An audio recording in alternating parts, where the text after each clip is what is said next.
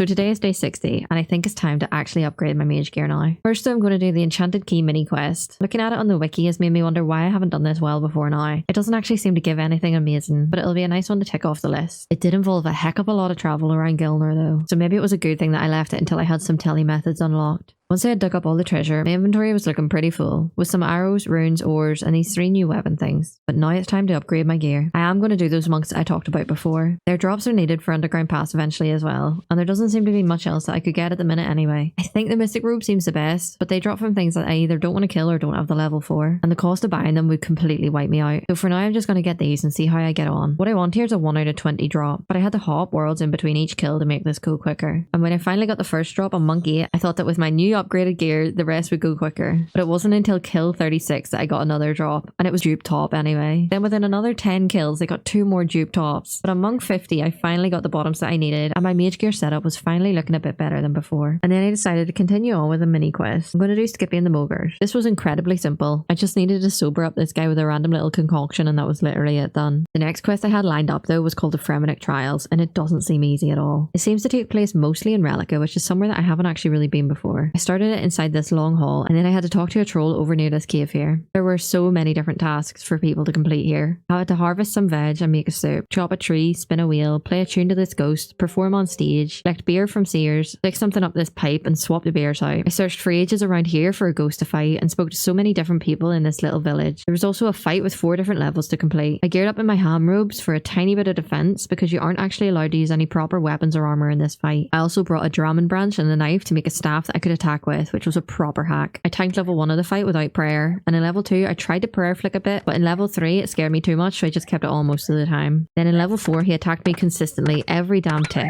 I chugged some prayer pots, but it was useless to be honest. I died for the very first time on my hardcore Iron Man here. Luckily this doesn't count as a death though, and I could move on to the next task, which was a bizarre puzzle room type thing. And then the final part was basically an escape room where I had to search for different items and use them to find my way out of here. And when that was done, I had finally completed the quest, which rewarded me with almost 3k XP in strength, defense, attack, hit points, fishing, thieving, agility, crafting, fletching, and woodcutting. A heck of a lot. It put me on 153 quest points too, and then they honoured me with the name Denker, and I don't want to talk about that at all. But completing that quest means I can nearly complete the easy diaries, but that's for another day because that was a long quest.